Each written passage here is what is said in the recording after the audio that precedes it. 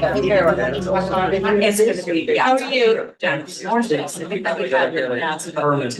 We're not going. I'm on over. Recording in progress. So we all ready? You said your license plate number and your driver's later, but not immediately. No, the third. She's saying the third. Oh, but 6 o'clock. 6 o'clock. I don't know. Okay. I don't have time to tell you. Where's everybody? Good. All right, everybody, it's 6:01. We'd like to open the select board meeting of February 25th. We have a by-board meeting with the finance committee tonight. And that's about the only thing we got on the agenda this evening, other than some announcements thereafter. Before we start, I will say at the table tonight, we have Jane Nevin-Smith, myself, Randy Iser, Molly Keegan, David Phil. Is Amy not with us anywhere? I didn't see her yet. I was just about to check. Okay, so Amy Parsons is in the unknown. We have boilerplate that I have to deal with pursuant to chapter 22 of the Acts of 2022 as amended. This meeting is being conducted in a hybrid format. The public has been provided with adequate alternative means of access via Zoom, as noted in the posted meeting notice, along with access and participation instructions. As chair, I hereby notify all participants that this meeting is also being recorded by the town through Hadley Media and will be made accessible to the public. In accordance with Mass General Law, Chapter 30A, Section 20F, any person who intends to record or transmit this meeting must inform the chair at this time. Anybody else recording? Okay, and then we have something new this evening. A couple of weeks ago or last week, we had a meeting that was, we had technical difficulties due to Zoom issues that we couldn't conduct the meeting. So we talked to town council and we can have a meeting that starts out, it's supposed to be a hybrid, but if it doesn't work out, so there's language I have to read. The virtual hybrid nature of this meeting is for convenience only. The board is meeting in person in a public location. In the event there is technical difficulties, the board will continue its meeting notwithstanding the lack of the continued hybrid access. With that, sorry, Amy. I'd like to call the finance committee to order. And tonight here is myself, Amy Fiden. I have Paul McPetsky. Hey, I have a new member, Harry Vondolowski. Peter Matusko cannot make it today. And then we have an intern, Gage Spagnable. He's gone through school, did political science. Now he's doing continuing education, and he is interested in finance a little bit. And so this is going to be good education for him.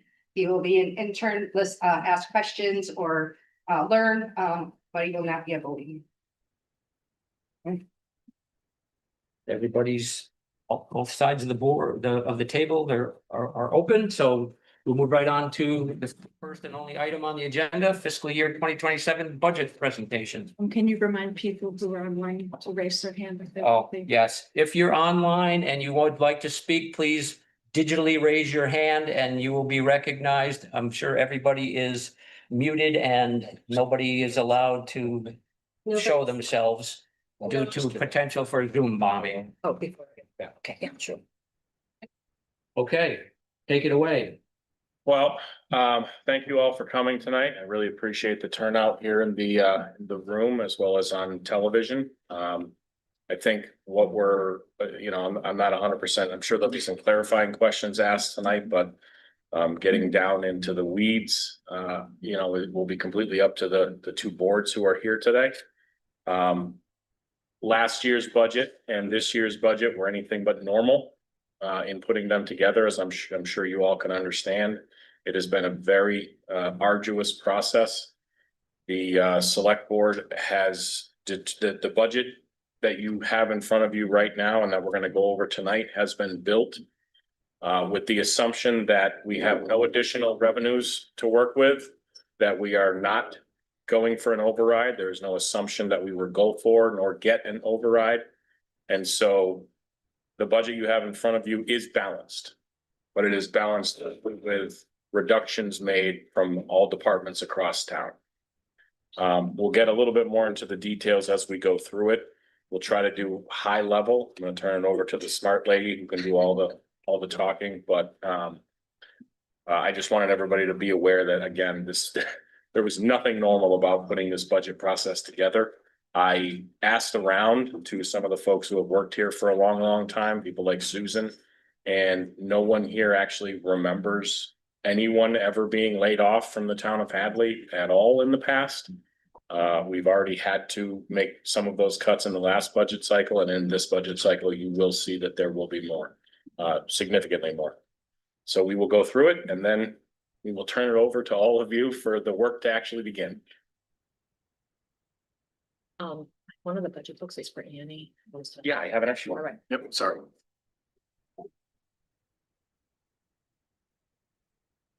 All right, before I start on the budget, which we have a PowerPoint, there's something I want to go over that has been raised by departments in town hall, and people have been raising it with me about what's going on, why isn't the finance committee involved?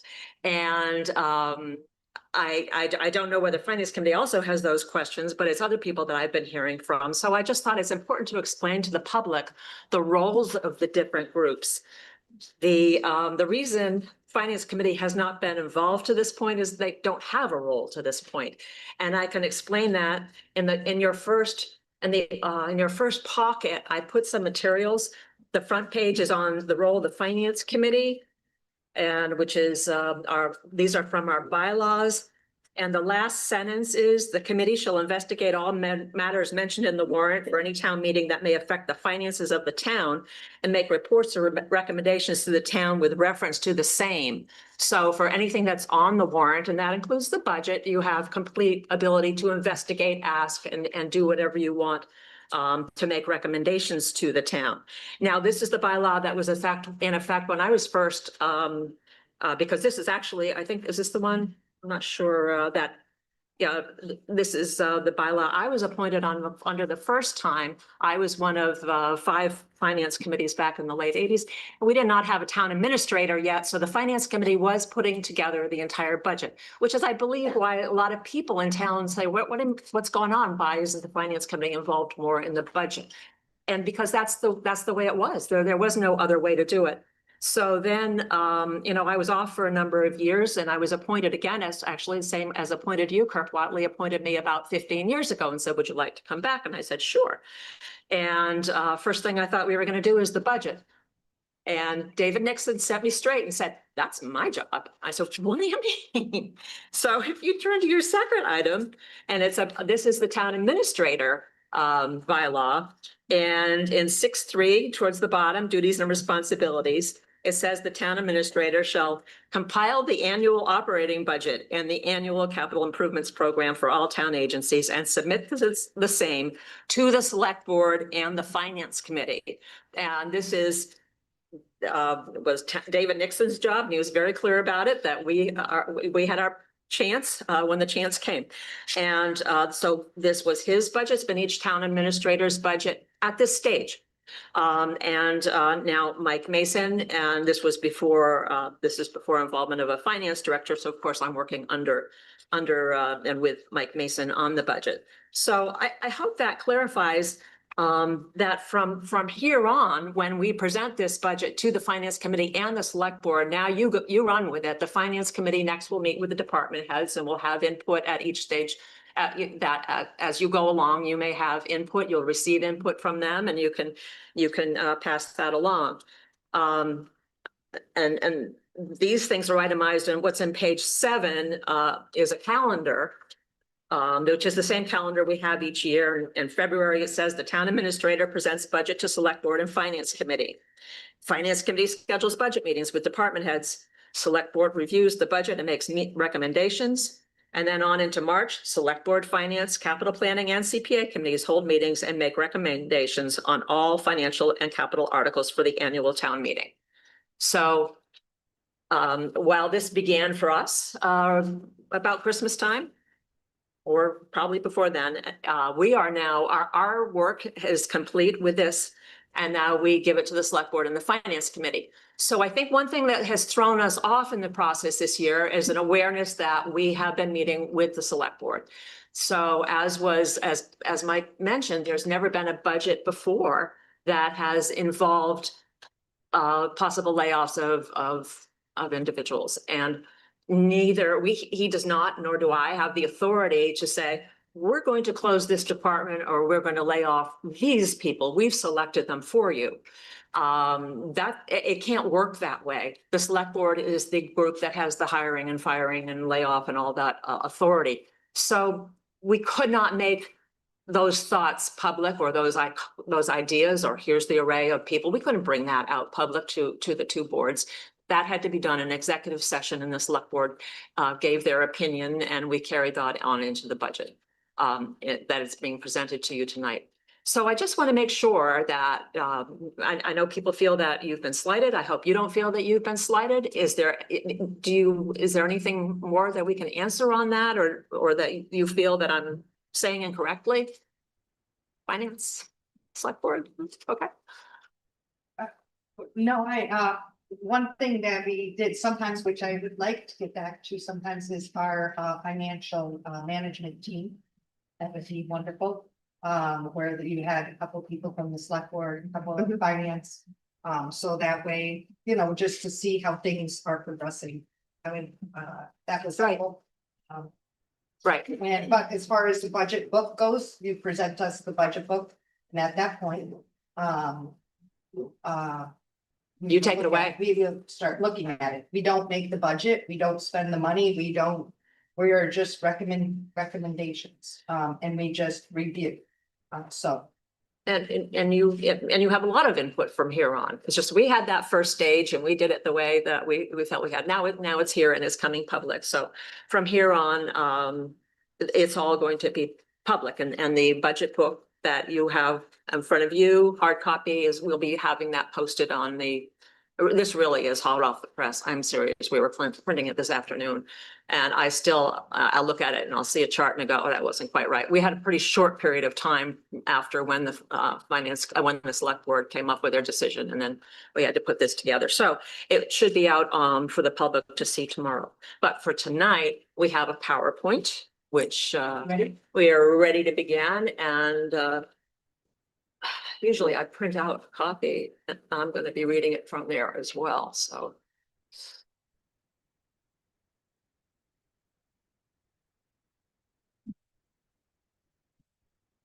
Okay, so this is our FY27 budget. Trying to get my. Oh, there it is. I have to turn it on first. Okay.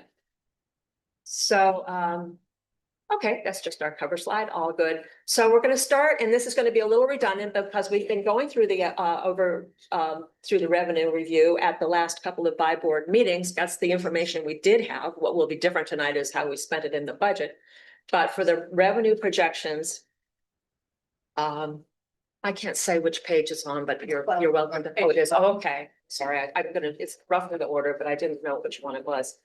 Okay, so we derive our revenue sources from property taxes, from the state aid, or known as cherry sheets, local aid, then our own local receipts, which are collected by mostly by our department heads, but about almost half of that comes from our meals and rooms tax, from our local businesses.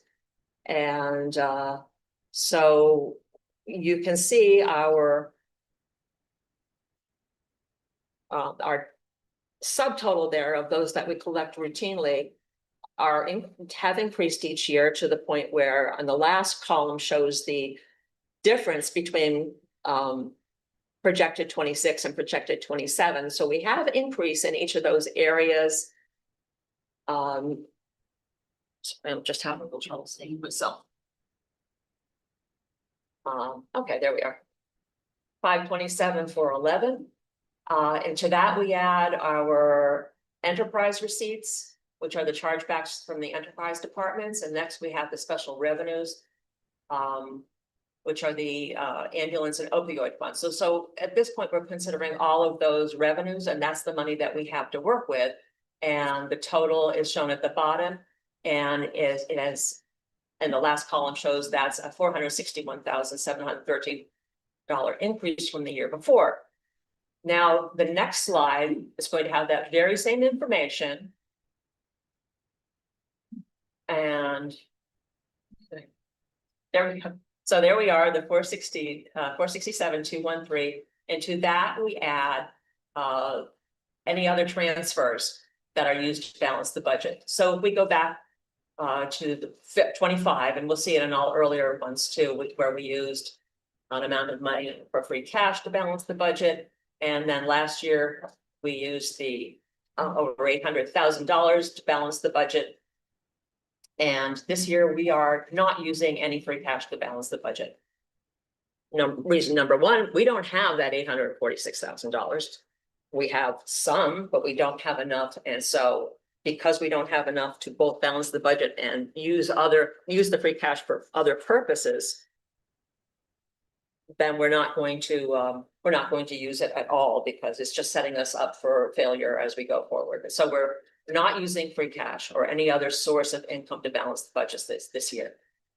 The impact of that is, and it's only going to happen if we continue not to use free cash. It's only going to happen this year, but it is going to happen this year. Because we use 0 in free cash, and last year we used the $846,000 in free cash. The result is we have to call that a negative this year, because that's money we used last year for the budget that we don't have this year. So we have to use that $846,000 and deduct it from the revenue increase. And there you see we have a loss then of, we actually have less revenue to work with than we had the year before. What that means is if we had a completely level budget from 26, if we just continued 26 and went right on into 27 with exactly the same budget, no raises, no increases, no nothing, we would still have to cut $385,572 out of the existing budget. However, we can't continue with 26 into 27. There are union contract wages, wage increases, contract increases against the across the board. And of course, there is the benefits and insurance, which we will get to next when we go to expenditures.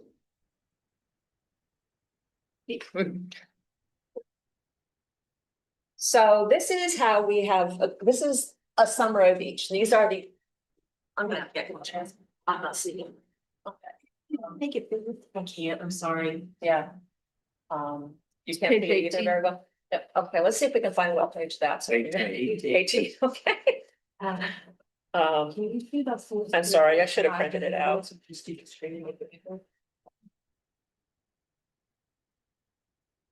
What's? Are you trying to do something? I make it bigger. Yeah, okay. Oh, that's way better. I can't do that. Yeah, okay. All right, so.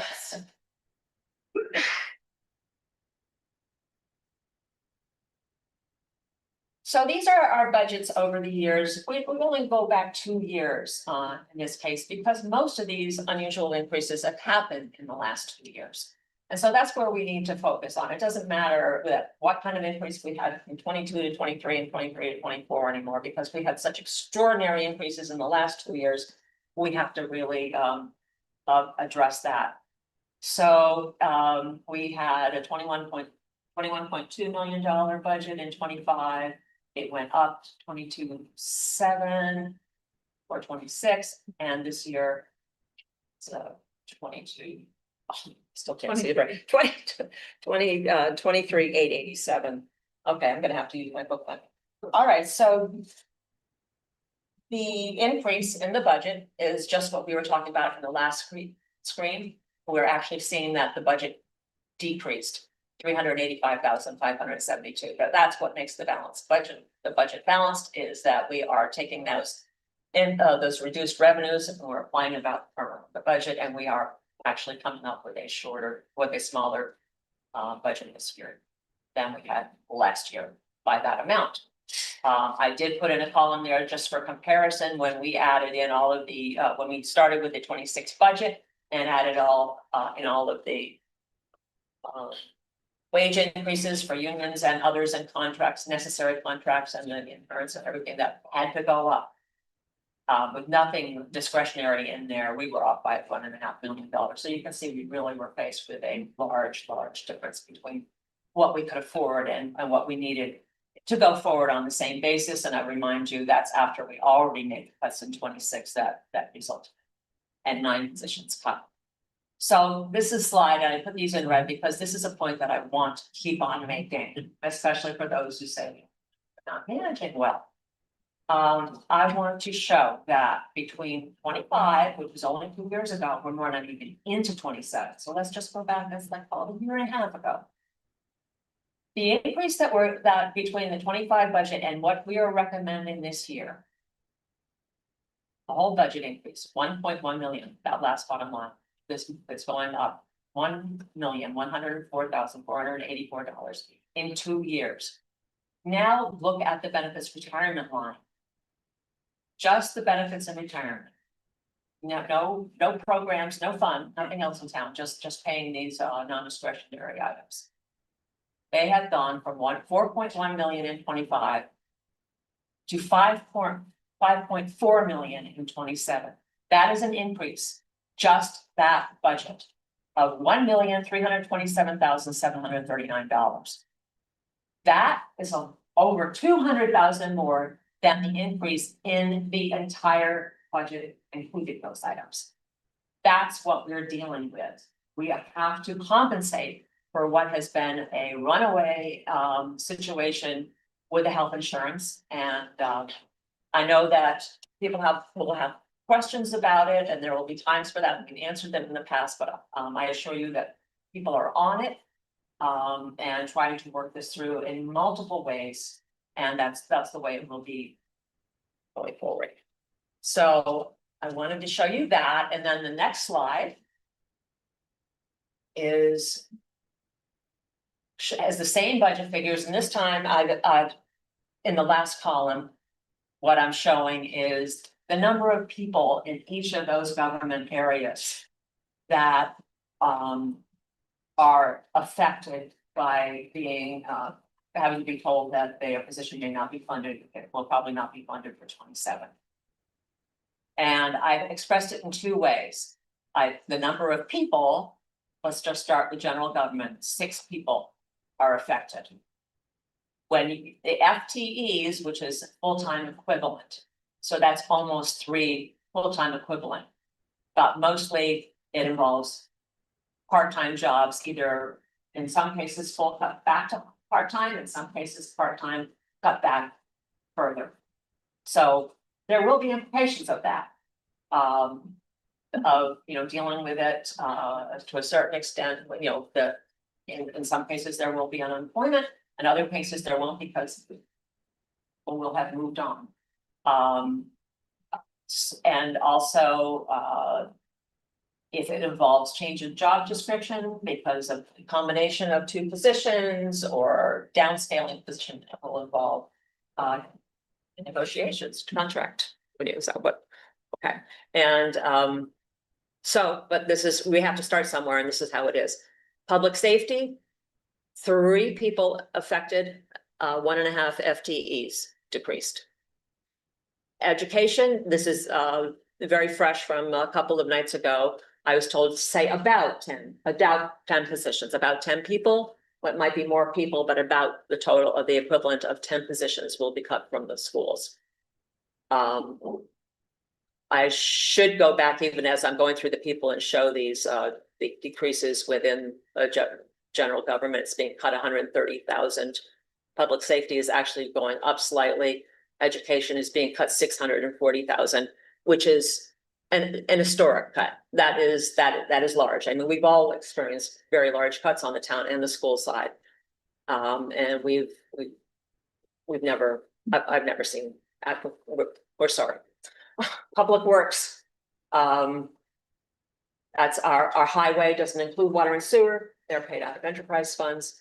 Public works, highway, building maintenance, snow and ice, going down 120,000. 2 people, 2 full-time positions. Human Services. That's down 22,000. 2 people. Yeah, it'll make sense when we get to it later, not quite 1 full-time position. Culture, recreation. 1 person, half position. So there's our subtotal is about 24 people are impacted with this budget. Which, I mean, these include the schools now. I think when we've met at BIPOR before, I've always said, not including the schools, there will be cuts there too. But they do have some better information for now, and I think it's wise to include it. So that's 24 and 17.5. And again, floating down to these last ones, we've seen most cuts all the way up on the operational budget side. I call them operational. These are where programs happen. As opposed to pay off our debt, pay for benefits and retirement and health insurance.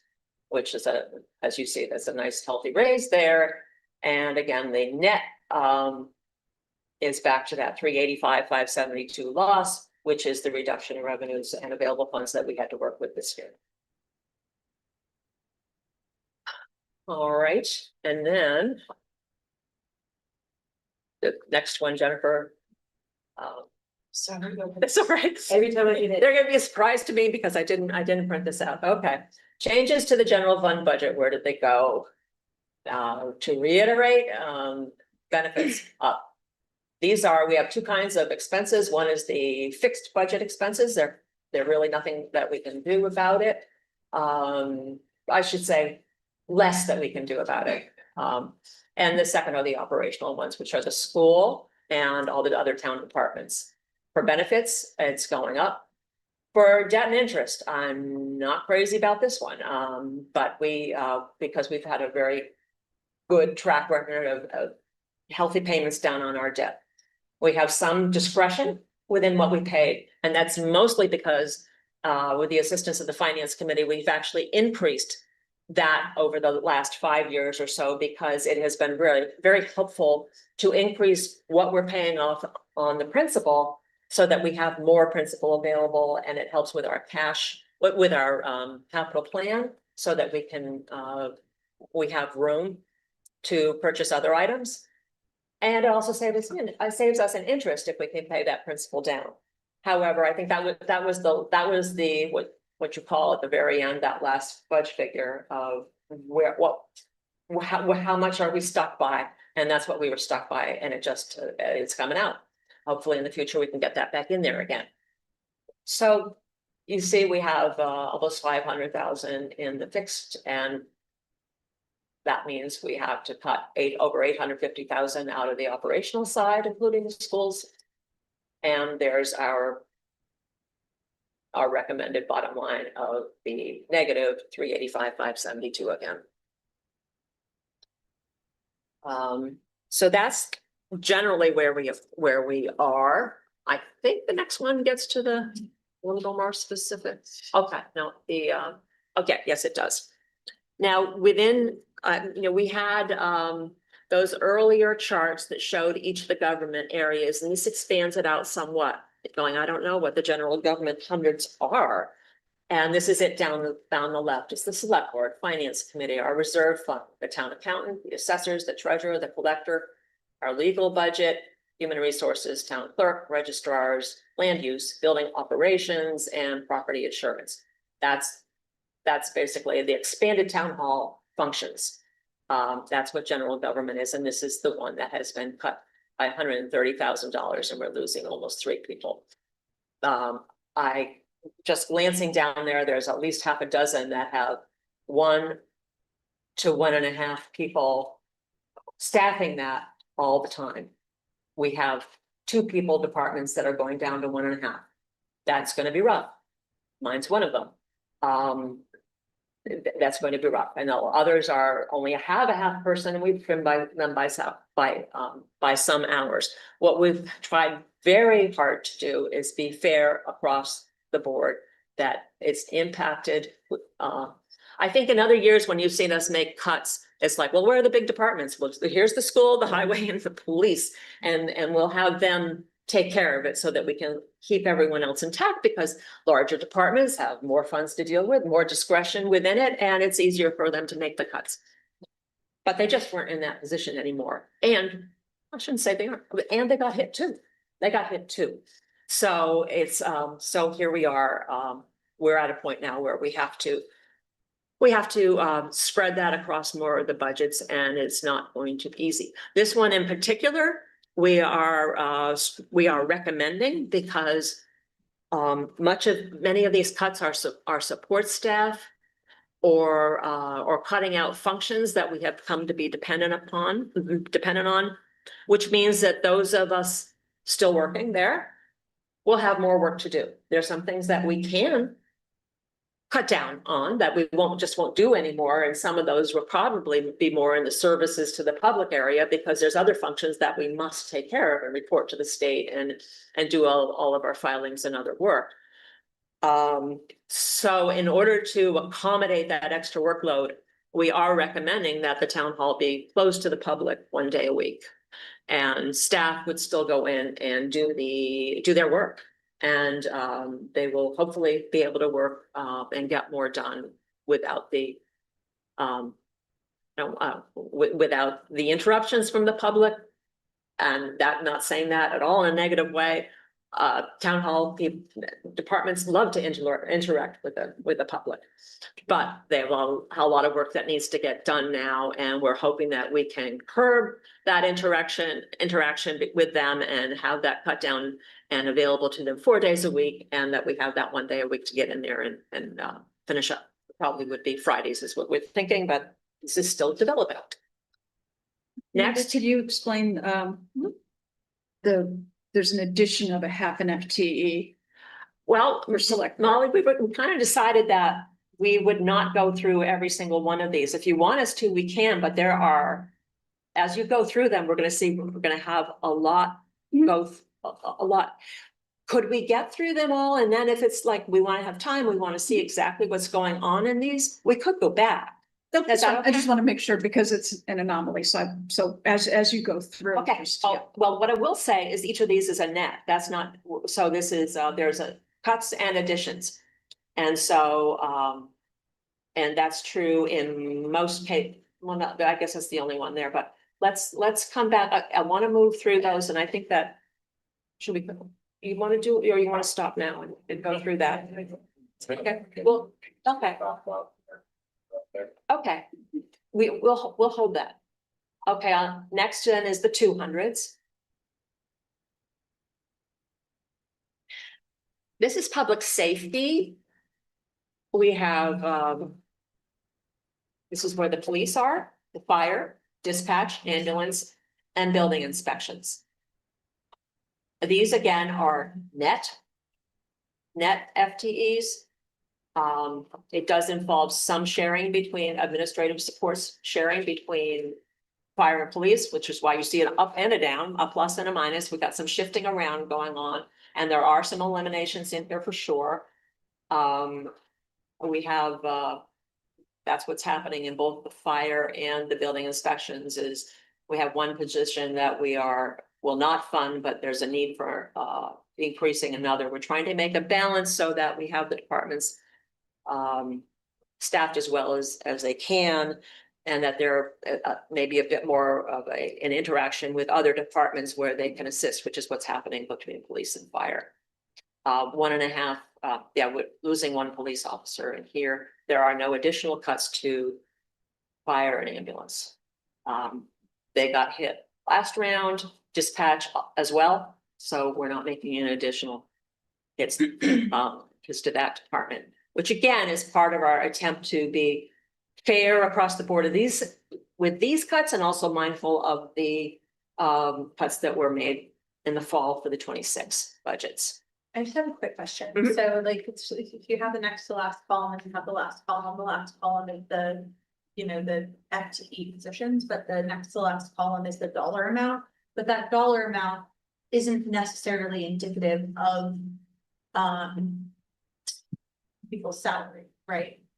I just wanted to like let that out there, because someone could say, okay, well, the fire department is netting 0 there, but they have an increase of $327,000. But that's not necessarily the half position plus the, negative half position. Right, the positions are kind of the ramification of the cut that the select board decided. The budget number is the budget number, so we did the best we could, as we mentioned earlier with the school.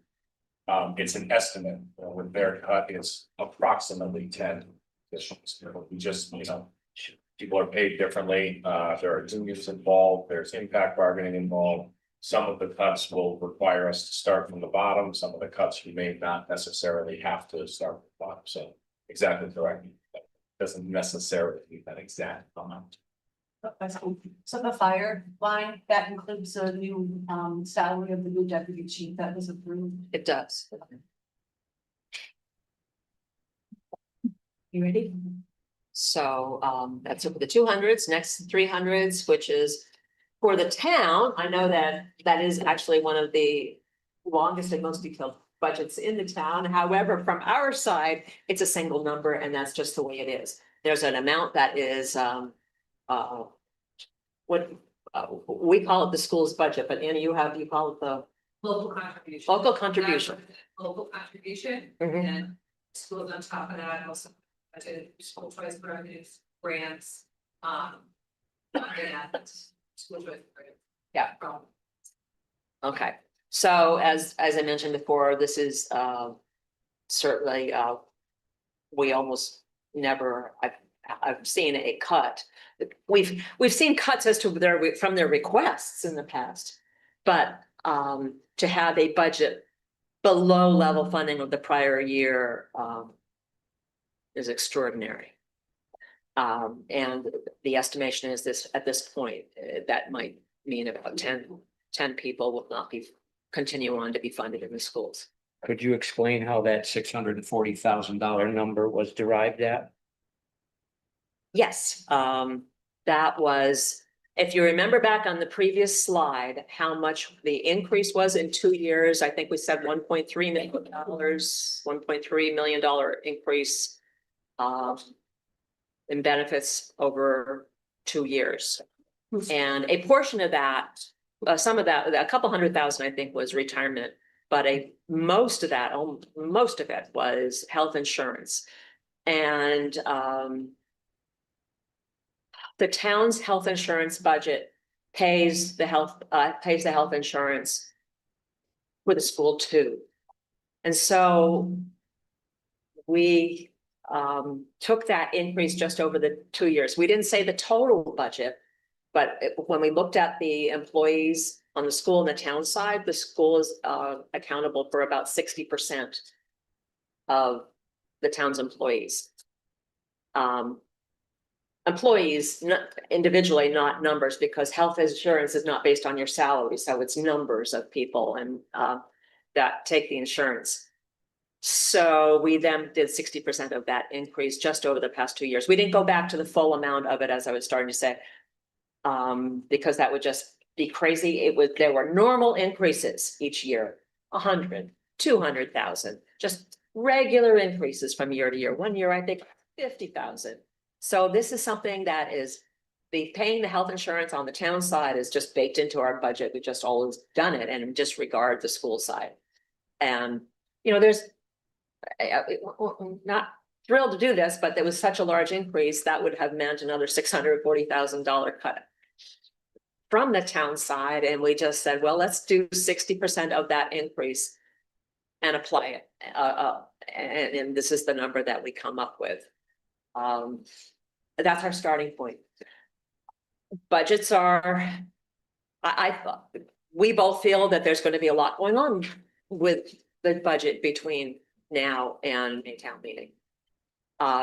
There may be a lot going on with the health insurance figure itself between now. In fact, this afternoon, there was a meeting and there was like, I used 16% increase because they told us 16 to 20%. And now they're saying, well, maybe it's 13%.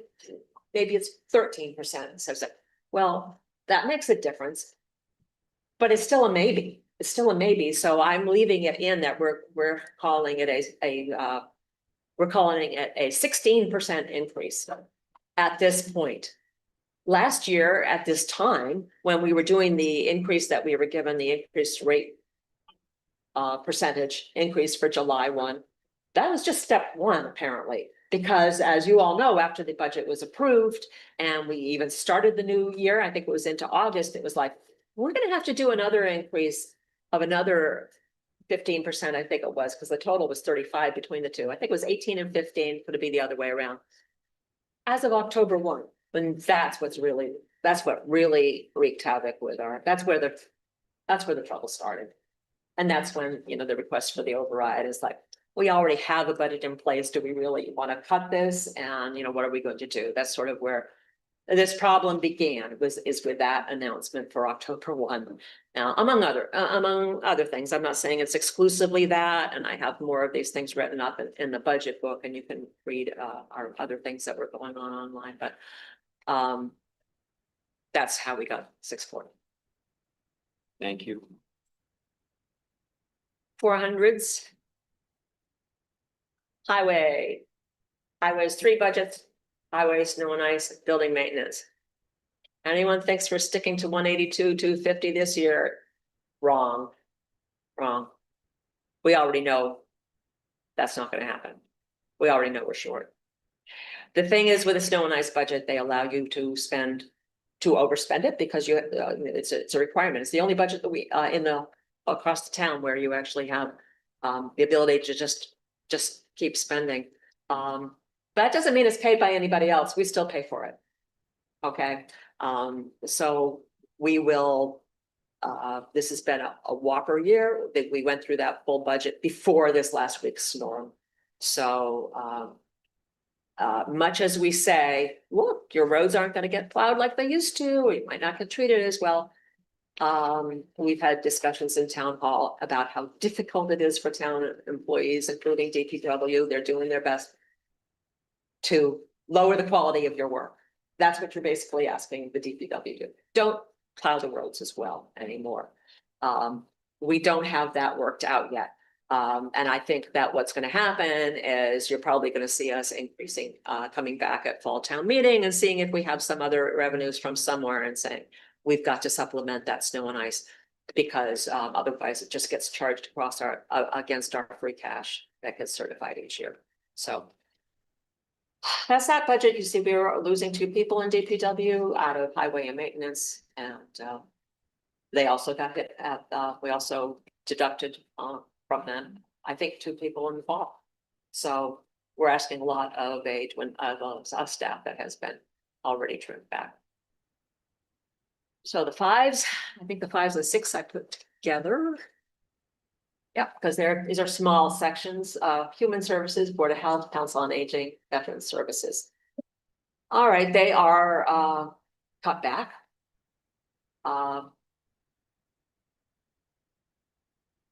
There are losses in all of them, not veterans. We can't. We did not cut back veterans. We got lucky. They came in with a lower figure. So that was our one piece of good news. In this whole budget, it seemed like everything was going against us, but when we got the veteran services and it came in lower, it's hallelujah, something worked out right. But anyways, Council on Aging. They're here because I want to talk about Council on Aging and library together. They're in separate buildings. We talked about the town hall having to be closed one day a week. Library and Council on Aging, their staffing includes people who man the front desk and do paperwork and basically it's support staff for them. We are asking them to share in the cuts, to maybe cut that front desk person once a week, or enough. But both of those departments were cut 25,000. The change here does not completely reflect in any of them. I should have said this earlier. This doesn't completely reflect what we consider a cut, because we were cutting from that level services. So in the case of the library and the Council on Aging, once they put through the same personnel with their increases into the next year, we had to cut 25,000 from that. I suppose you could call it their request, but we just call it let's continue level services without cutting any personnel. So when we cut 25,000 from each, that pretty much is going to call for the library and the council on aging to find a day of the week and close for that day. So again, so that the others that are there can get the work done by the loss of the support staff. Next is the debt and interest. I explained that one earlier. That's cut by 55.9, I think. So, and then here's the benefits and interest. This is the bugaboo here. Retirement went up. That too. I always emphasize the health insurance, but the retirement is going up at higher rates than it used to as well. So I think that when I'm my preliminary budgeting, I put it in at 100 and it's, of course, came in at 200. So that's just one of those things each time we try. I guess that is part of the 527,000 total increase there. This health insurance, we put in, yeah, it's 16%. 16% increase. So that is it. Of course, you won't see any FTEs on these. These are our fixed budgets. So there we are. What do I have another? I think I have one slide. That might just be my wrap-up slide showing how we balance budgets since from 24 on. In all cases, we have the revenues that we have to work with that year. Plus the special revenues, which we have had the last 2 years added to our budget. Sometimes we have some extra funding that's gone. Our ARPA money was already gone. And this is the free cash that we ended up using for 24 was over $1 million. That was our peak year. It was our peak year because it was also our first year without ARPA. I don't have the 23 ones showing here, but I think it's in the book that we have been using over $400,000 of ARPA.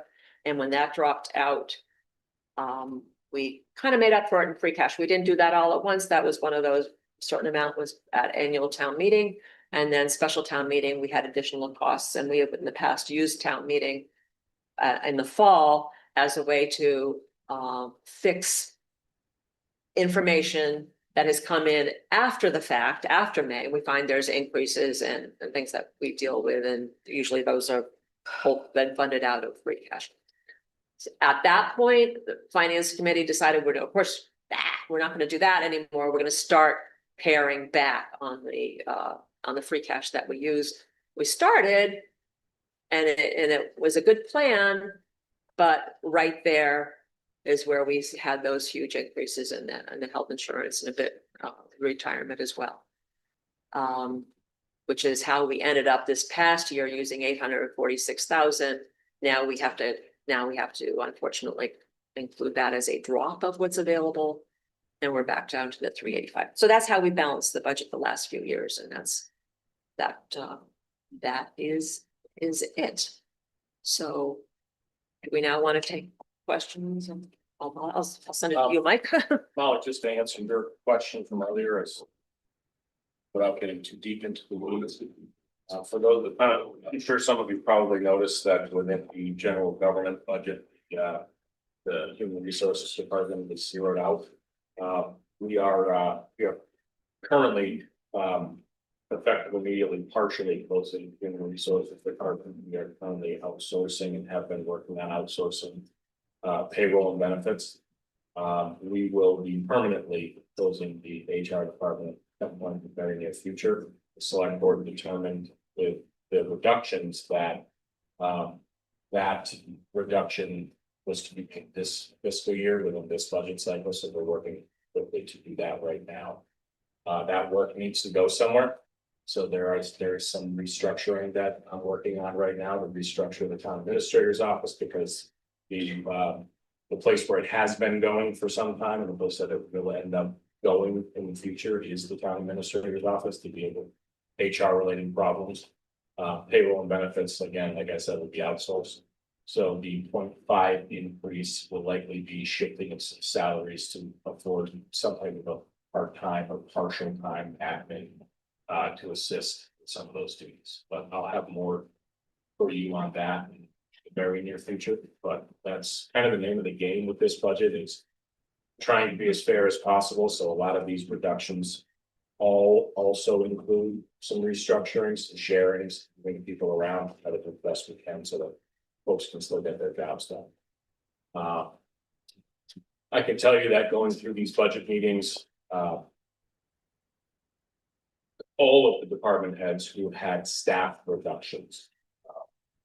A lot of every department head had some type of reduction, whether it be in the expense category or otherwise, but all of the department heads who had staff reductions are very concerned about how they're going to be able to get their jobs done.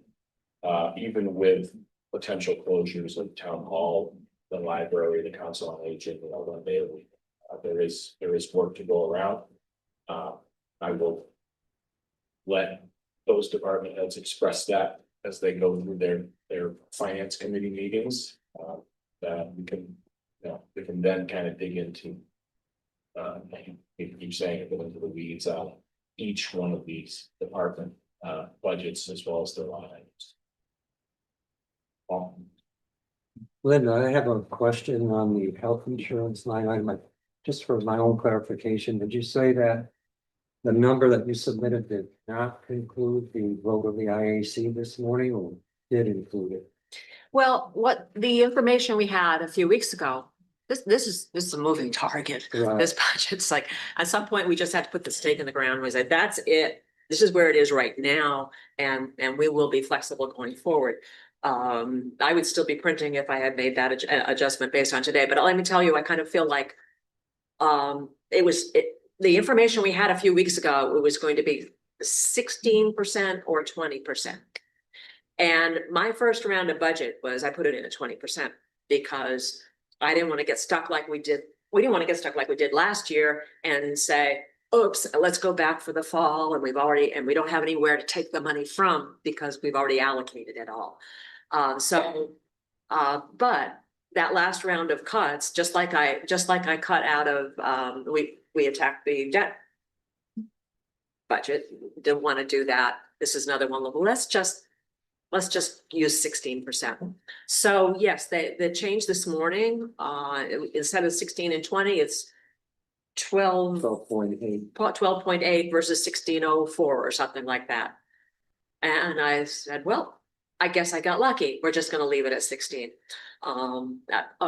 Yeah. So I was not comfortable cutting it back to the 16, but now I feel like, okay, that's another thing. There's a second thing that's gone right this week. So maybe the tide has turned. We got the news on the veterans being lower, and then we got the insurance is going to be, that the 16% was on the high side, not the low side like I feared.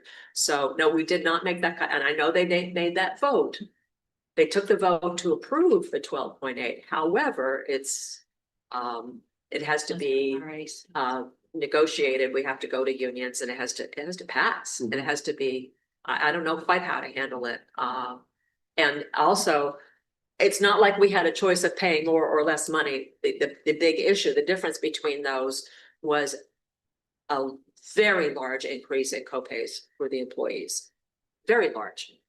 And for those who have families, as opposed to just individuals, those copays are going to be each one of their family members that goes in. And so the difference between us is about 20,000 per 1%. So the difference between the 16 and 20 was about 80,000, and the difference between these two is also 80,000.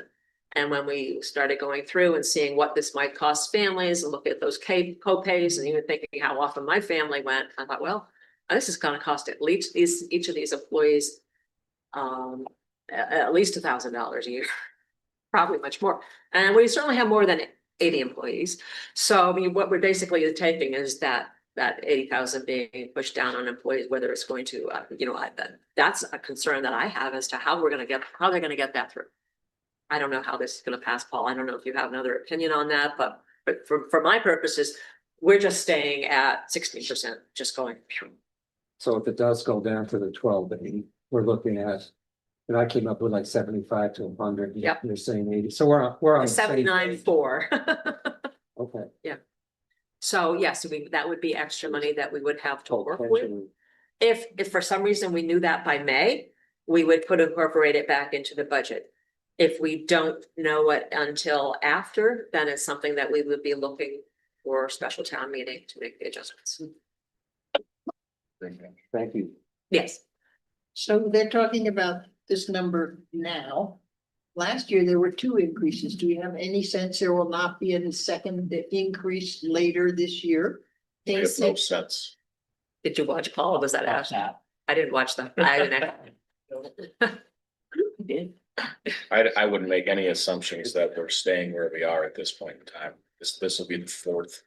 This will be the 4th significant increase in a matter of 2 years. I think we would be foolhardy to assume that. I think also in the history of the trust, this was only the 2nd time they ever had to make an off-cycle adjustment. That's a big help too. So it's a very rare occurrence. Nothing these days, as I said, everything's a moving target, so we can speculate all we want, but we're at the mercy of them and we can only hope. Did you want to say something, Jennifer? No, it's okay. Okay. Anybody else at the table have a question? Yeah, just a question. So thinking about local receipts and the departments that really drive that revenue. Has it been kind of factored into the thought process? That if we're making cuts in, inspections or the collector's office or Board of Health or, wherever, that we may in fact see a decrease in the local receipt revenue. So is that already built in, or is that something that we need to have more conversation about? We didn't build in a negative projection based upon those cuts, but I think Molly, your point is well taken, that because of the fact that our revenue generating departments, or at least our revenue collecting departments, are being reduced, I think it's safe to assume that that may happen. But we would have no way of predicting that, at least at this point. And I'm just thinking relative to, like Paul's pointing out, maybe we're gonna get lucky and there's $80,000 in the insurance. Maybe, but it's probably gonna get eaten up somewhere else pretty Oh, quickly. we could eat it up in many different ways. I should have said that actually Jennifer sat in on the meeting. She's been has taken over the insurance, that corner of HR. And did they ask any more? I should have asked you, Jennifer. Anything more was They did said. not guarantee that there will not be additional increases. That was not a guarantee that they were willing to do today. Yeah, people actually asked. Yes, Of course they did. yes, it was a 2.5 hour long meeting. They asked everything. Everybody good at the table? Anybody in the audience have any questions? Finance committee. They're at the table. Are we going out? Pardon Are me? you going out or at the table? The table, I asked everybody if everybody's at the table is good, so We're actually working on a finance committee meeting for next week. And we'll have our first one with them, so I assume they're saving up all their questions. They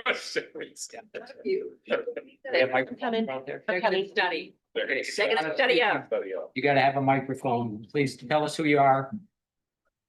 Keep it to 3 minutes or less, please. No problem.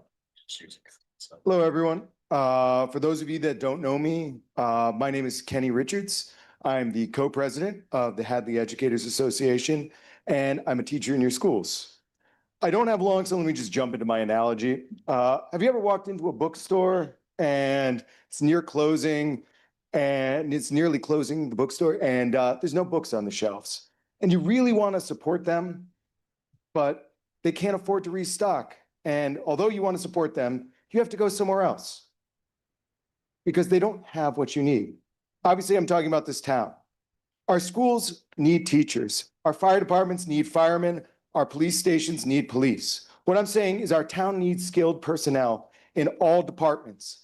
In Hadley, we are more than just what it says on our binding. I'm an art teacher, but I'm also a math tutor and a special education support instructor. I bet everyone at our neighboring safety complex feels that comment, feels that they too are a tome of knowledge that cannot fit another chapter. We need the support of this town right now so that we can still deliver the quality that we can statistically prove that we deliver. It is not just because I care about the students and the staff of Hadley Public Schools, which I do greatly. This is also because it would be a fiduciary blunder. Right now, the state's eyes are on Hadley. We are making national news because of our students and their educators that support them. Let's continue to show this state and this country why we are an incredible town, one worthy of past marks in history and also future ones. Let's do this together. Thank you very much for your time. Thank you. Anybody else? Not at the table. Hi, Bill Lennon, 17 High Meadow Road. Just to educate me on free cash, if you could for a moment. I understand that it's set, like you can figure it out in July 1st of a given year. And what's the current balance of free cash? I'm just approximately, I don't need an exact number, just a number. It's 548,000, almost 550,000. So just again, educating me, So will you apply, have you already applied that in your budgeting process, or you will apply it, or you won't? One of the rules that we were going by for this budget process was not using free cash. So as I mentioned in the beginning, that was actually one of the things that I forgot to say. This budget is balanced, but it is balanced under the assumption that, number one, we are not going for nor going to get an override if we did go for one. We have no other forms of revenue to bring in, and we're not using free cash. Free cash has been used many years throughout the course of this town's budget process to balance the budget. They have, for many years, for several years, I should say, over the course of the last decade or so, were working their way out of our capital items and things like that, which is what Linda has been trying to, move things into the capital budget process to use free cash for. In years past, they have had a free cash budget of over $1 million sometimes. A lot of that is from turnbacks or rollbacks is what they're sometimes called, from when budgets are underspent for different departments. It goes back into free cash. But again, I don't want to say that we were hamstrung in building this budget, but it's a tough year for us to not be able to use any of that free cash. But that was one of the rules that we were going by. Thank you. Yeah, thank you. Paul Pfeiffer, I'm on 12 Arrowhead. Thank you, Linda, for the great overview. I'm also on the school committee. Just wanted to bring up a couple points just to corroborate what's been said previously. So just keep in mind that this fiscal year, we also took a $200,000 cut. So this would be a combined almost 10 to 11% of our total budget cut in just 2 short years. Just remarking on how the schools really worked hard to be a good team player in this community. In the last 6-7 years, when we've had surpluses, we've given back almost $400,000 to the town. And just noting, we just had a great overview at the last school committee meeting on Monday. Some really remarkable financial things to point out. As education expenses as a percentage of town total budget, we're at 34%, the lowest in the region, really, where Amherst and Northampton, Belchertown, they're above 50%. We have the highest advanced coursework completion rate of any school in the county at about 83%. Again, beyond any other school in the county. The highest rate of graduates attending higher education at about 80%. Again, the highest in the county. We rank consistently 1 or 2 in earnings average for graduates amongst comparable schools in the region. And just as an affirmation of all the good work Dr. McKenzie, the principals and the teachers have been doing, we went from a negative of losing about 50 students a year to school choice, so choicing out in 2019 to a surplus of 50 this year. So with our budgets, we've really created an attractive product for folks in the region to come to. So that's something to think about, right? As as the investment is paying off, that we are creating a desirable, highly productive school. And these cuts would really set us back in multiple ways, right? That progress really, it would be very difficult to surpass. Noting that folks have mentioned we get school choice because we are an attractive place to come. These cuts would quickly eat into that. So we would have no school choice. So as Linda and Mike have mentioned, right, we would have to get to staff reductions, which would really eliminate the good product we work so hard to create. So thank you. I know these are not easy decisions. Appreciate it.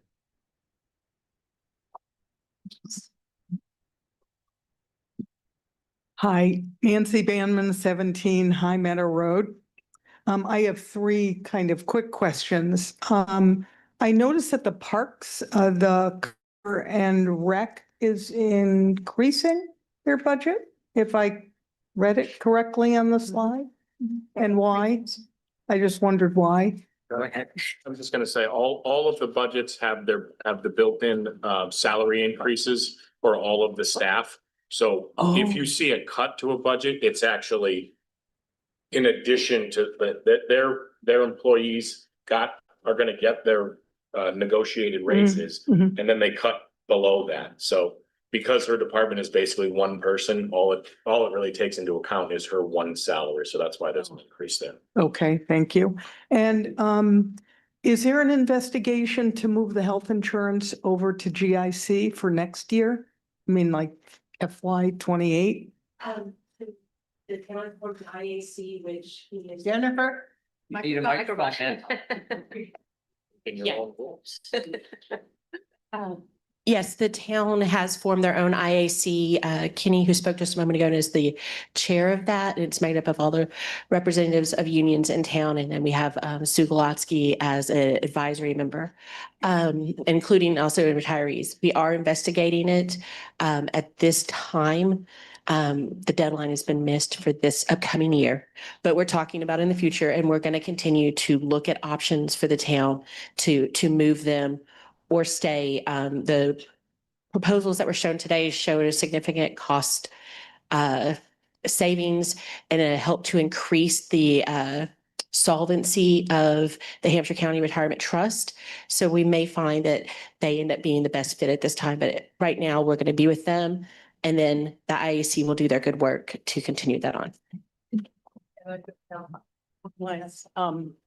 In terms of the cuts to the, for the people, is unemployment built in to those cuts? Because there will be some people, right, who will need unemployment. We did increase unemployment. Okay, Maybe not as much as it needs to be. it's hard to say now. What we were able to do in the last round, because we do see these coming a certain number of months, is when someone would naturally leave for whatever reason, we just, well, there's a spot, let's not fill that one. So we actually had relatively little unemployment expenses on the cuts, on the 9 cuts that were made in the fall. There were 2 that were unavoidable. I suspect because these numbers are greater and because we've already sort of we've already clamped down and crunched down once, that we will have more unemployment. We have we do put away money into a trust. I think there's like 25,000 in it. So that if we don't have a budget enough that we can dip into that, we're just gonna have to play that as it goes. Because I realize now with the numbers that this might be an issue with the school, and yeah, maybe that's where our 80,000 savings will go. Huh? So after this, we'll go to the person online. Dylan Barstow Mans, 146 Hockenham Road. Linda, I just had a couple of questions that I wanted to maybe get clarity on. I saw the local receipts were down year to date, like 18-20%, and that you had revised next year down 150K. Is that in one specific thing or spread across different things like meal and room and? There are a couple areas, our inspections are down, the inspections receipts are down. One thing that we're doing to remedy that, one of the cuts is going to be, one of the adjustments is going to be moving another person into that department. Last year, When we made the cuts, we cut the support person out. So we need to get that person back in and make sure we get these these items collected and properly priced and all that. So there'll be some work done there.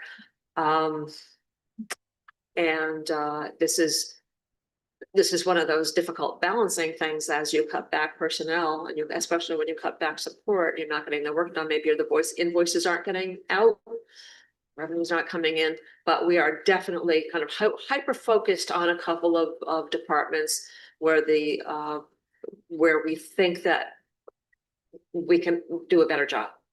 So we're aware of what they are, and we're working on it.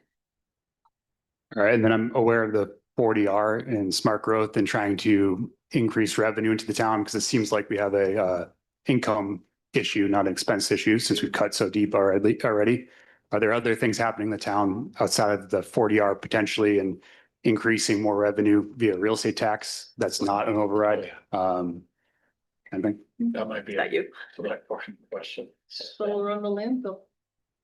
We are just moving forward about pursuing solar production on our landfill area, which will pay the town an income over a 25-year period, if it happens, and there's still a lot of work to be done on that, of approximately $4 million, which is a couple $100,000 a year, which is a nice number. And just to be clear on that we have a company that wants to basically lease the land from us. We were talking originally about the town doing its own and paying the money to put the system in and then get all the benefit, but we obviously can't afford to do that right now. So we have what appears to be a good deal with this company that will do everything, pay us X amount of dollars to lease the land, and then give us a reduction in electrical rates for the town. And then my last piece is really not a question, more of a comment, something to think about. It's nice that there's other income producing options that are coming down the pike. To do level services, we need 1.5 million this year, and 100,000 is nice. It might be coming. It's still not at the scale that we need to solve these problems.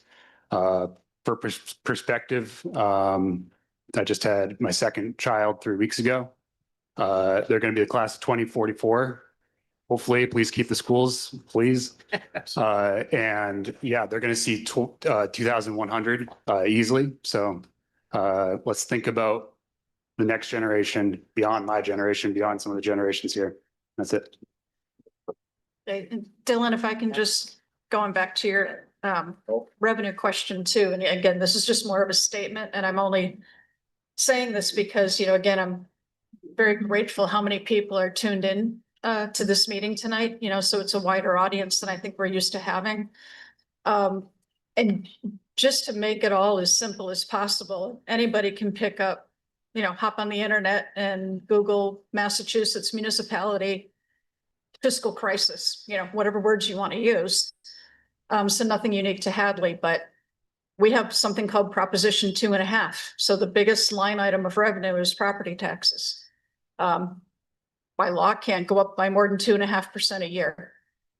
We have contractual union agreements that need to be met. By and large, those agreements call it 2.5 to 3%. But I mean, just the contractual obligation is exceeding that. Now, that's not on all of the budget, but we're living in a structural deficit right out of the gate. So what saves us, or has in the past year over year, is the generation of additional revenue sources. We would have been in this pickle a decade ago had it not been for hotel and meals taxes, cannabis coming in. Those were brand new revenue sources for the town and new growth. So to your point, I mean, we're looking at an anemic new growth figure. The tariffs are killing construction right now. So, I mean, even if we wanted to turn on a spigot, it's not going to resolve the issue that we're in right now. But I firmly believe in longer term planning. And if people, you know, don't want to see the taxes going up, new growth has to be part of the solution here. Again, we're talking about it along the Route 9 corridor. That's what the planning board is focused on. But again, just reminding people that we have constraints that we're trying to work within here. Randy, can we do Yeah. Kate and then Susan? Yeah, Hi, Kate, go ahead. hi, my name is Caitlin Kennedy. You can hear me okay? I am an ESP in Hadley Elementary's NEST program, but I'm also a school choice parent. I have a fifth grader that we moved to Hadley's from Amherst specifically for its tight community and its ability to respond in a more one-on-one manner. And I say as a parent, it has been life-changing. And as an educator, I would like you to know how proud I am to work with the kids in this town. They are worth investing in. I encourage the town to prioritize education because these kids are brilliant, these teachers are special, and I'm proud to be a part of this community. I would suggest for the town to put it to the voters on a budget override, and I wonder why it has been decided that it's just over and not something to be discussed further. My understanding is that the last time the override was discussed, it was mentioned that there would be no cuts to the school, and that's obviously changed. So I really think this needs to be put to the voters. Thank you. And I will respond to that. I'm sure that in our upcoming discussions, an override will come up. And we're gonna have to just try to figure out how to make it appealing to the voters. That's gonna be the hard part. None of us that I'm aware of at this table is happy to see any of these cuts, be it monetary or staffing. But we just do not have the money to keep things the way they've been. And I just hope everybody understands that. We're not picking at anybody. We're just trying to make it as equitable as we can across the board so that we can balance the budget and try to move forward. I think the confusion may be that when the budget was presented, they said this does not assume an override. But that does not mean we will not talk about one and potentially vote to have one. Sue? Yep. Okay. Sue, go ahead. Hold on. When you get There she unmuted. goes. Okay, you're clear. So I guess my point here is now you have to have the discussion of the override. We had great ideas at your listening sessions about long-term planning, but it doesn't help us on July 1st. And I think this is the year that we need to, I believe we have to do a cafeteria style plan or cafeteria style override that, yes, people can pick and choose. I don't believe some people in this town, I don't believe that they think the numbers that are being presented to them are true. So let's do a cafeteria style override. We know our schools will be funded that way. We know some things will be funded that way, but if we can't solve everything, let's solve something. I don't know. We need to keep our schools solid. And I would love for us to keep our government solid. And it's a tough time. That's all I have to say. Thank you. Anybody else?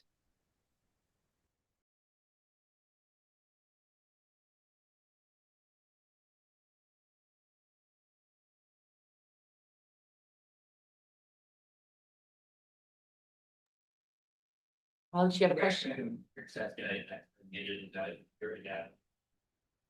I'm so sorry, what? Oh.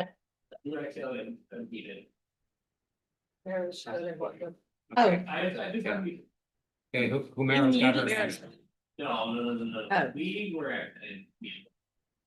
Okay, Humera's got her hand. Hold on. We were. Humira is right there. Yeah. Humera, go ahead. Thank you. My name is Humaira Fasidin. I'm the chair of the Hadley School Committee. I wanted to thank everyone for the thoughtful discussion following an excellent presentation. These are very hard times. They're also hard decisions and choices to make. I wanted to share that as part of the Massachusetts Association of School Committee Members, I had the good fortune of hearing from many districts from around the state who are in a similar position, perhaps even worse, because they don't have the many blessings that Hadley has. And what I learned from them is that many of them, their first overrides failed. They learned from that. And they planned a second override that took a lot of work. In some cases, door knocking. In many cases, a lot of outreach. And that second override is what saved those towns. So I'm not in favor of increasing taxes. Honestly, personally, I hate the idea of increasing taxes, but I hate further the idea of continuing to degrade our fire, our safety, our schools. And I see no choice but to work towards a second override. Thank you. Thank you.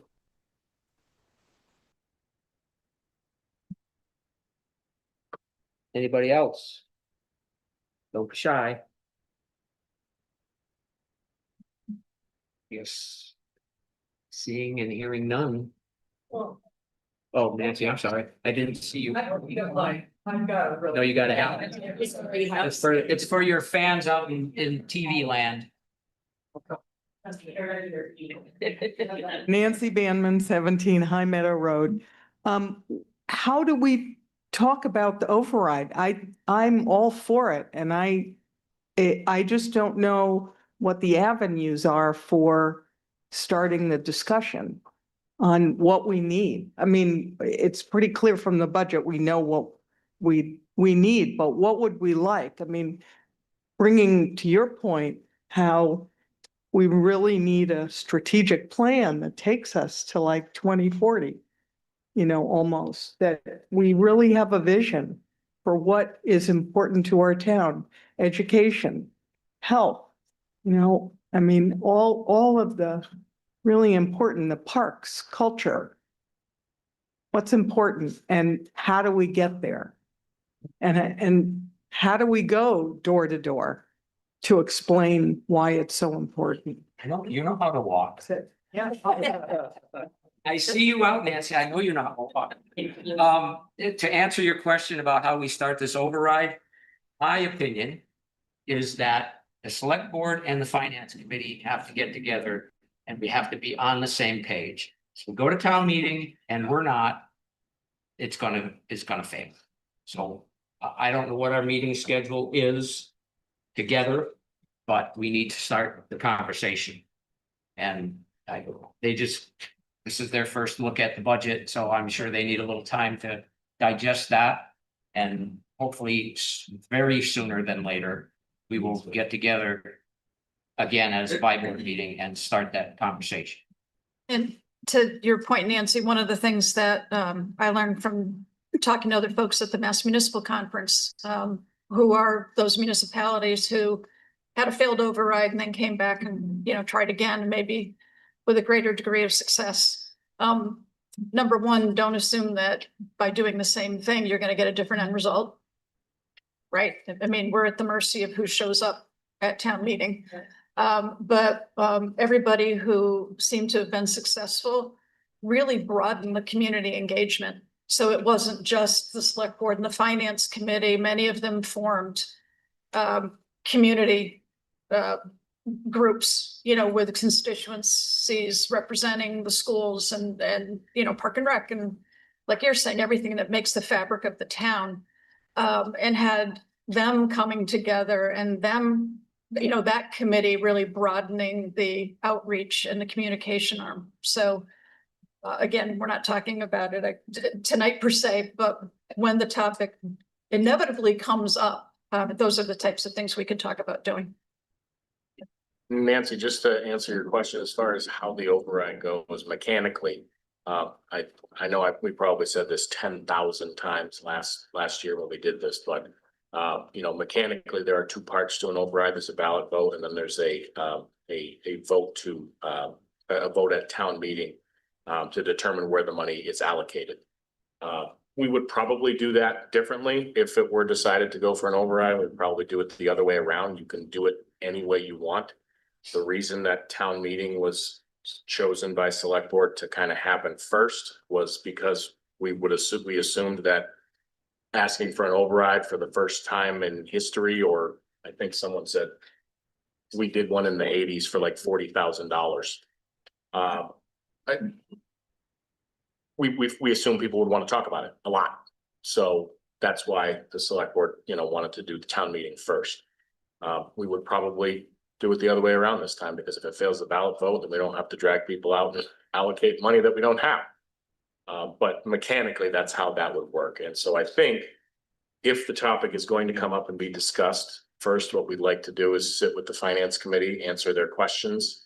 And we would rotate departments through finance committee meetings so that they can gather more information, and at the same time, bring both boards back together while that's happening for by-board meetings, maybe once every couple of weeks or something like that, to discuss, you know, any thoughts that they have, any moves that they want to make.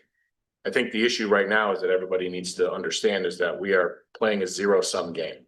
So a lot of these department heads they make phenomenal points of why they need these funds for their staff, for their expense lines, for all the things that they need to run their department. And what we have to remember is that we have nothing to play with. So if you say, wow, that was a great argument, I think we should give this person back their admin that we cut. Well, now we got to find somewhere else to take from. That's where we are right now. So that's just kind of a little bit of background as far as the mechanics go, and that would be what I would hope. I put these two groups together to start really talking that through. Like the listening session, which I'm sorry didn't go, but I hope to listen to them online. I think that's a key piece of figuring out where the issues are that stop people from voting for an override. But then I also think there's a second piece, and other towns have done groups that reach out. And I hope that there is time before the town meeting for people who are interested to, you know, form perhaps a committee of citizens. Don't put any more work on the finance committee and select board, and for people with a fact sheet to go out door to door. So I hope there is some time for that outreach, because I think that could really help this effort. David, go ahead. So one of the questions I know we're going to get is why the marching orders to proceed with no free cash and the assumption that there is no override. Free cash is a possibility, but it's gotten us into a tight position now where we've come to rely on it. Free cash is great for when we go over budget by $100,000 for snow and ice removal, something to balance the budget at the end of the year. That's what it's great for, or for capital expenditures, like Linda mentioned. It's not always there. So when this budget was put together, Linda had to plan for, I guess you could call it the worst case scenario, as if an override would fail if it was put forward again, as if we had no free cash to work with, and to make sure that we could come up with a balanced budget. Because as you saw with the last one that was somewhat contingent upon an override, we had positions that weren't funded at the end of the year. So which led to a couple firefighters being laid off and other positions being cut.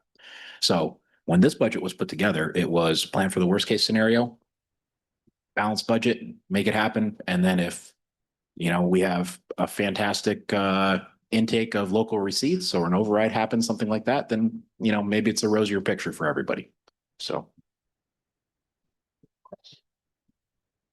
Hi, Christine Markowski, 3 Edgewood Terrace. Susan referenced a cafeteria override. What exactly is that? A list. Menu. Menu. So X amount of dollars to fund the school, yes or no? X amount of dollars to fund the fire department, yes or no? That's how it would be getting voted on. When we did the override the last time, we put everything together in one big pot, assuming that we needed to keep the town cohesive. And that obviously failed. So now we have to, as Susan said, and I agree with her, something is better than nothing. I still am a firm believer in we are a town, we are a unified entity, and we're gonna start to pick it apart. But that's the way it's gonna work. Jay? We had a speaker, our last hearing, who spoke about investing in the town of Hadley. This is a business. Hadley is a business and it has to have money to operate. And the people who benefit most from that are the taxpayers because their real estate values go up. If the schools go down, you can bet your real estate value is going down. If the town hall isn't open all the time, nobody's going to want to live in this town. We need to keep this town a viable place and we need to invest in Hadley.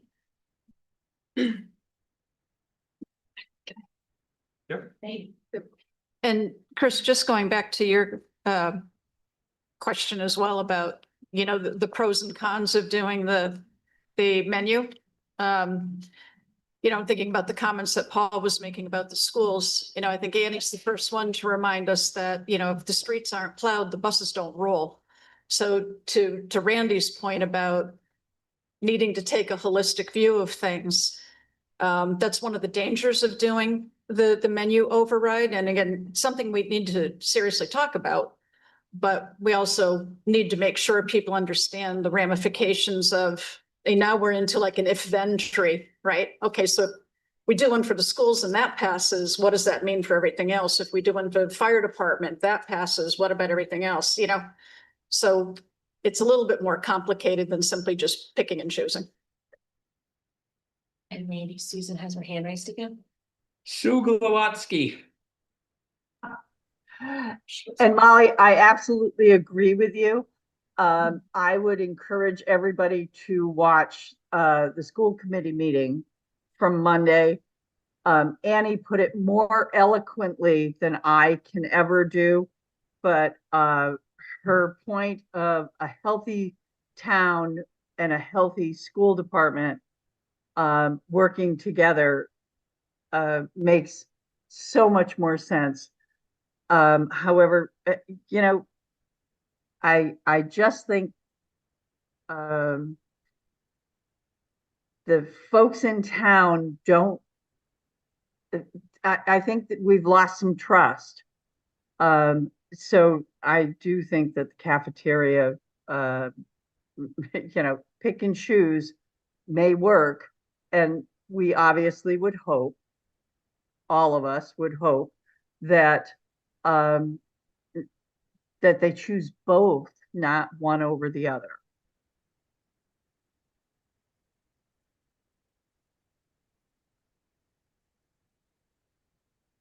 Hey. You don't have your hand up, Jane, you're just exercising. I know, I was gonna say something. Go ahead. So sounds to me like we need to start planning joint meetings with finance committee, ASAP. Yes, we do. So do we, what do we have? I know you guys are meeting when? We're gonna meet on Tuesday evening next week. It'll be our general meeting. We're not gonna have department heads coming yet. Yeah. And then, you know, really, it's up to you folks. If you want every, you know, once a month or, you know, once every couple of weeks or at every select board meeting, it's up to you. It's gotta be every couple of weeks right now, in my opinion. We all good with that? Well, we have 2 select board meetings a month, so essentially you're talking about, Once a week. well, yeah. Well, it would be every select board meeting, and I don't know if that's too much to ask. Yeah. I think that, you know, maybe the first of the, your select board meetings, and then you can come to one of our select board or finance meetings instead of us doing select board. Yeah. And ours will go much quicker. You don't have to. That's true. Good point. I don't have a problem with that, It seems fair. but yeah, we need to move on now. Because So, time is of the essence here. we're gonna meet with FinCom on Tuesday the 3rd. So we could have a regular select board meeting on the 4th.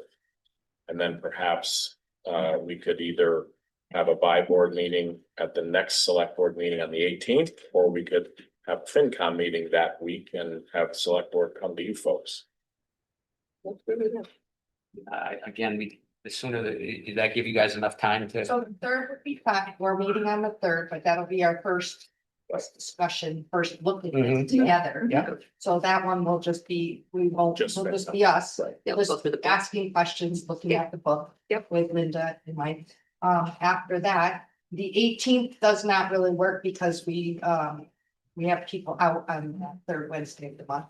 Okay. But we could do, schedule another FinCom, or we can do the Wednesday. So you have a fairly, fairly filled select board agenda from the 4th, just because of the snowstorm cancellation and all that other stuff. Mhm. So you could do, if you guys do one every 2 weeks or so, you, I'm assume 16th or 17th, you'd be having one. So you could look at that for FinCom, or we could skip the 18th select board meeting and have it on the 25th and make it a by-board meeting. I'm not available on the 25th, but I just think that's pushing it far into. yeah, I'd rather pull it. I also agree that going to FinCom doesn't have the agendas that we have that make them sit through it. So if we go, our regular meeting next week on the 4th. Yep. Following week. What would you guys be available then? On the 11th? Yeah. How about we do this? How about FinCom look at the 11th? For a select board to have it here. And select board, you look at 16 or 17. To go to a FinCom. What we can do is Jennifer and I can we'll text and we'll figure out who's available for what, and we'll pick the best date for that. So we're not Sounds doing reasonable. anything jointly next week is what I'm. Correct. Correct. FinCom will do theirs on the 3rd for a general go through, and select board has a normal select board meeting on the 4th. Yeah, and You again, can certainly have discussion around it, but it wouldn't be a by-board. right, and I would prefer to do something the following week with both boards if we can do that. Definitely, yeah. So maybe the 11th and then a follow-up on the 16th or 17th with FinCom. 11th There you go. Wednesday. And are there any other days of the week that would work besides a Wednesday? If we needed to pull up another meeting. I shouldn't have a problem. Tuesdays are sometimes a deal when a planning board meets, but. Yeah, depends, or, the week and all that. Yeah. But let's be conscious Could we of do making like this a happen doodle? quickly. I could send out a doodle poll with some suggestions for both committees. I'll need to get everybody's email addresses, but yeah, I can put together a doodle poll with some additional options for meetings, and maybe we'll go ahead and get a few extra on the books so that y'all can already block your calendars out. And that way we don't have to do this every time. Sounds good.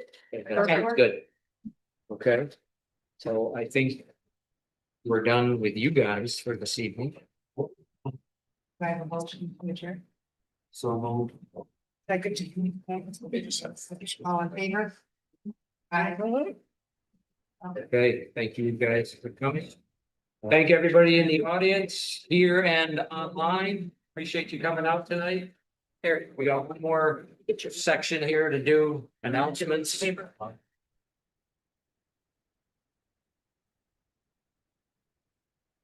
Let them clear out for a minute.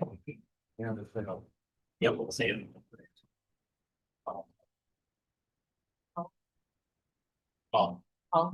Nancy, charge Nancy. Here, we have one.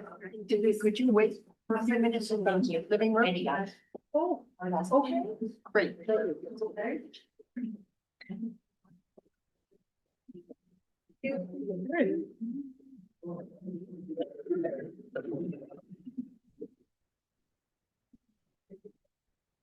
Reading.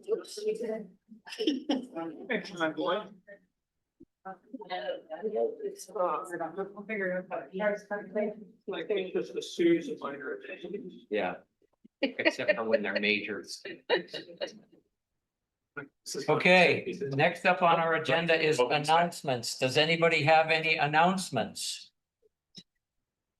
No. I have one. And it is directed at Mr. McCarthy and his DPW team. Jennifer got an email that says, a huge thank you to our DPW Director, Scott McCarthy, and the Hadley DPW team. We see you out there in the early mornings and late nights, braving the cold to clear the snow and ice. Because of your dedication, our school remains a safe place for us to gather and play, even after the biggest storms. Truly appreciate the long hours you put in to keep our community connected and make it so we are not playing basketball into May this year. And that comes from the Park and Rec Director. And I will also say that as much as I despise what happens on social media, there was actually a bunch of people that were giving you guys accolades for keeping the roads clear after the big storm. So.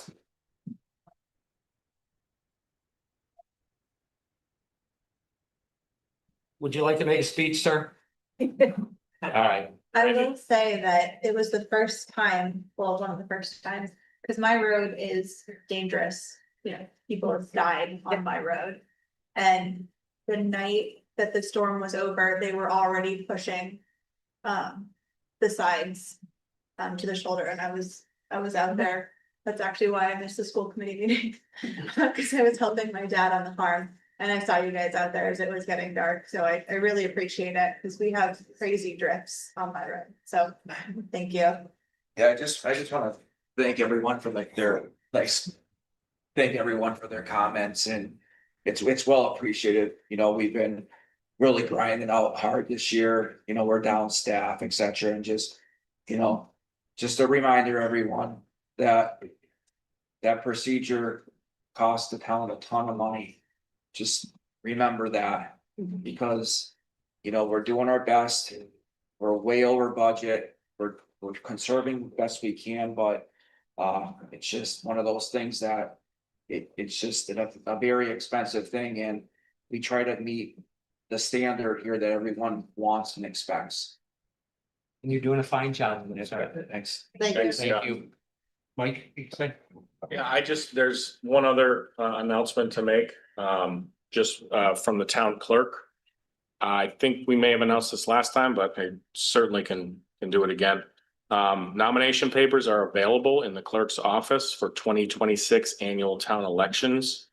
All of that information is available on the town clerk's webpage. If you would like to submit a ballot question, it will need to be submitted by April 16th. And we are also seeking nominations for the annual report and the Fred Oakley Award. Any nominations, please email to Jennifer over at Town Hall. Thank you, sir. And annual reports are due. All boards and committees and departments have been informed, but annual reports are due on March 15th. That means you, Randy, and Mom. Gotcha. That means she. That means me too. I gotta do two of them. And Mike. Okay. I think that's it for the announcements. I think we're done. Motion to adjourn. Second, third, fourth, Motion by David, second by David. I think all those in favor? Aye. Aye.